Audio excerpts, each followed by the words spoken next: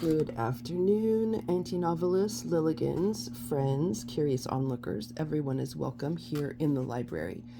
It is actually a sunny day here on the Cal Ranch, so I don't have to hide inside too much, but it looks like rain might be coming. So anyway, welcome back to Zettelkasten for Fiction, where imagination finds order. I still have a little bit of a cold, but I'm on the mend. I wanted to take today's episode and talk to you about something that I've created, the Key Players Worksheet. I say when I introduce this in the book, not to worry if you don't know who all of these people are in your story yet. That's okay. The Key Players Worksheet is just a way to get down all of those main people who you know will populate your story. So I'm, as always, going to ask you to grab your stack of note cards, and we're just going to populate out the key people. So do you have a main character? Write down who they are, what their gender is, and a few details about them. And then I want you to do a little free writing. I know, my plotters, this is antithetical to everything that you do, but I want you to just free write a few sentences about that main lead character. Because here's the thing. Once you tether them down to the note card, then you don't have to worry about them anymore. You've got them saved, and you can start adding details when you get over to the character development tool. This is just a high-level, quick way to get those key people down. Does that person have a love interest? Make that a card. Or is it going to be a particular kind of love story? Maybe it's enemies to lovers. Maybe it's lovers to betrayed.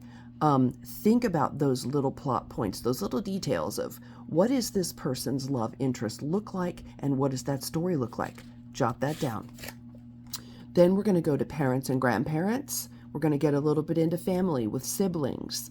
Write those down. Maybe it is a wedge between brothers or a wedge between sisters kind of story. Maybe it is an estranged brothers or estranged sisters, and they're coming back together.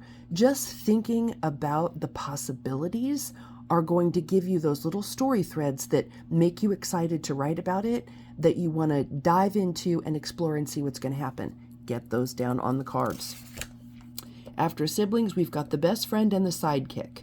So I'm not breaking new ground here. Everybody knows who these characters are, but what I'm encouraging you to do is get those people down on a note card, and then you get to start doing the fun part, which let's go over here to my very own Zettelkasten and take a look at the fun. Then you get to start, let's flip past my plot box, and let's go to characters. Then you get to do things like this.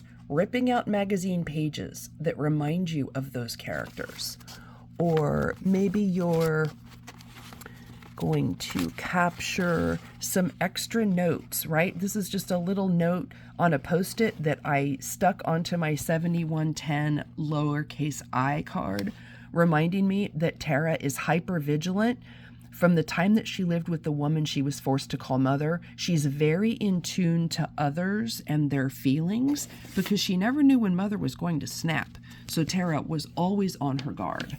Over here in the side box, which is where I park things that I'm either keeping at hand because I'm using them or I'm going to need them soon, I've got Natasha's card. And I've, again, ripped a page out of a magazine and I've stapled it onto her card because this reminds me of her.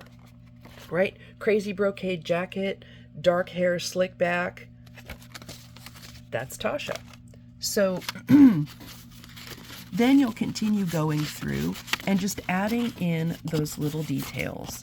Things, I'm looking for Chad. Let's see if we can find him. He should be in 12. Yeah. So we've got a little Lily Tomlin action because she reminds me of one of my characters. Again, I've got one of my little mobile deck ring cards. Sorry, I couldn't think of the word. Mobile deck cards, which are the little small cards that I've taken 3x5s and chopped them in half. And I bind them up with a little clip, and those just go in my bag. And then I've got little half-size cards that I could write on wherever I am.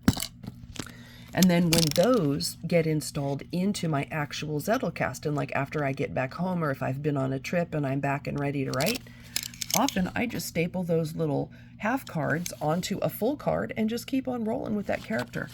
So that's a little bit of how I workflow them. Again, nice groovy little picture on Chad's card reminding me of what he looks like in my head. That's when you start doing the fun work, okay? So start thinking about who your key players are.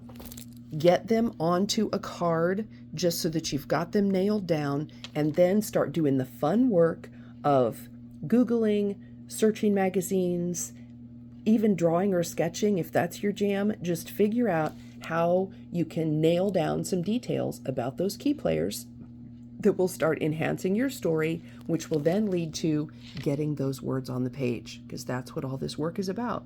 So I will leave you there for today. Think about your key players and then start thinking about what action you want to put them through for the story. And we will keep on rolling. So I will see you tomorrow in the next episode.